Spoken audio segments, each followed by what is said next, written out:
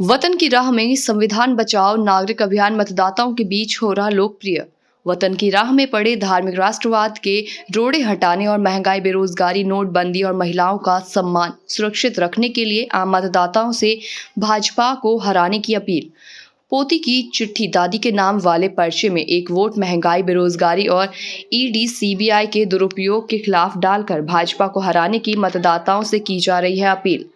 वतन की राह में संविधान बचाओ नागरिक अभियान दिल्ली में घर घर जाकर पोती की चिट्ठी दादी के नाम पर्चा बांटा जा रहा है, जिसमें पोती और दादी के संवाद के माध्यम से केंद्र की भाजपा सरकार के 10 वर्ष के काले कारनामों का खुलासा करते हुए मतदाताओं से संविधान बचाने के लिए संगठित होकर भाजपा के खिलाफ मतदान करने का आह्वान किया गया है। पोती ने दादी को बताया कि 3 काले कृषि कानून वापस लेने की मांग को लेकर आंदोलन करे वाले किसानों को रोकने के लिए सड़कों पर किले लगा दिए गए थे।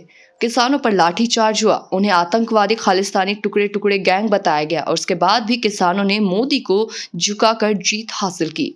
जीतने के लिए हौसला चाहिए। पोती की चिट्ठी दादी के नाम संवाद में नोटबंदी से काला धन वापस नहीं आया। कोरोना काल में संसाधनों के अभाव में हजारों लोगों की जान चली गई। मोदी ताली थाली बजवाने के नाम अंध धार्मिक राष्ट्रवाद का आडंबर कराता रहा। लाखों मजदूर कोरोना काल की हिटलर शाही को आज तक भूले नहीं हैं। पोती ने दादी को लिखी चिट्ठी में निजीकरण की तरफ इशारा करते हुए दादी से कहा कि दादी चिट्ठी लिखती रहना, अभी डाकखाने बचे हैं। रेल, बैंक, हवाई जहाज, बीमा कंपनी, कोयला की खदानें, जंगल सब मोदी सरकार ने अपने पूंजीपति मित्रों को लाभ पहुंचाने के लिए बेच डाले हैं।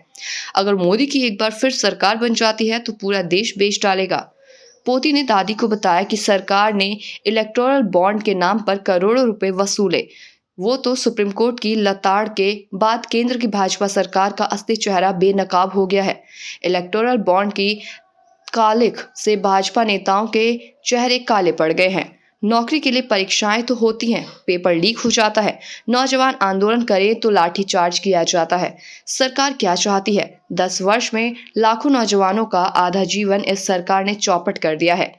पीएचडी करने वाले नौजवान चपरासी की नौकरी तलाश रहे हैं। अब इस सरकार के रहते रोजगार मिलना संभव नहीं है। पोती की चिट्ठी पढ़ते पढ़ते दादी बोली, गांधी की याद आ रही है। पोती ने दादी को लिखी चिट्ठी में जंतर मंतर पर ओलंपिक पदक जीतने वाली बेटियों के साथ हुई बदसलूकी, घसीट घसीट कर पिटाई की गई थी। नागरिकों को डराया जा रहा था। हिंदू मुस्लिम के नाम पर समाज में जहर फैलाया जा रहा है। मंदिर, मस्जिद, जाति, धर्म, पाकिस्तान का डर दिखाया जा रहा है। पोती की चिट्ठी पढ़ते पढ़ते दादी की आंखों में आंसू आ गए और बोली, अंग्रेजी शासन की याद आ रही है। पोती ने अपनी चिट्ठी के अंत में लिखा, जुल्मी सरकार से बदला लेने के लिए 1 वोट बेरोजगारी के विरुद्ध, 1 वोट महंगाई के विरुद्ध, 1 वोट महिलाओं के अपमान के विरुद्ध, 1 वोट नफरत के विरुद्ध, 1 वोट झूठी जुमलेबाजी, फांसीवादी सोच रखने वाली सरकार के विरुद्ध डालकर संविधान को बचाएंगे, लड़ेंगे, जीतेंगे। वतन की राह में संविधान बचाओ नागरिक अभियान पोती की चिट्ठी दादी के नाम संवाद में पर्चे को पढ़ें और संविधान बचाने के लिए सोच समझकर मतदान करने अवश्य जाएं। कल अगले एपिसोड में कुछ नया लेकर फिर मिलेंगे। धन्यवाद।